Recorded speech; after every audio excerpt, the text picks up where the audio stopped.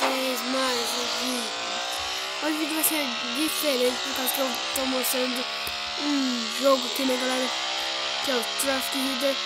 Talvez a gente faça uma série com esse jogo aqui, e talvez, galera, não é de certeza. Hoje o vídeo só pra mostrar o jogo e pra pensar se eu vou fazer essa série ou não, né. Esse jogo não dá pra jogar multiplayer. E eu tô com a terceira moto, eu acho, já, que vale 10 mil. E eu tô tentando juntar dinheiro pra comprar uma de 18. Não, uma de 18 é tipo 1000 aqui, tá? É de verdade no jogo. Nossa senhora, eu bati. Não. Tá, vamos jogar mais uma vez. Esse vídeo foi mais pra mostrar o jogo mesmo. E tem, ó, galera, vou mostrar passo a passo pra vocês. Esse verdinho aqui é o acelerador.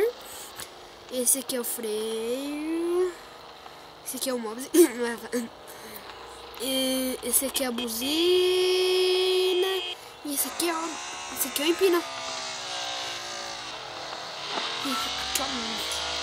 E que mais? Aqui é os troféus aqui do lado do mobs aqui, ó. Também tem a velocidade e o quilômetro. Tem mais um lá que daí é nas missões. Mas aqui eu tô em, como é que é o nome? Rua Sem Fim. Porque esse vídeo é só mais pra mostrar mesmo. Ó.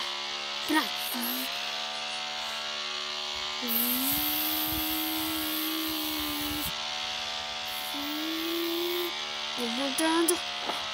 E esse vídeo só foi pra mostrar o jogo mesmo, galera.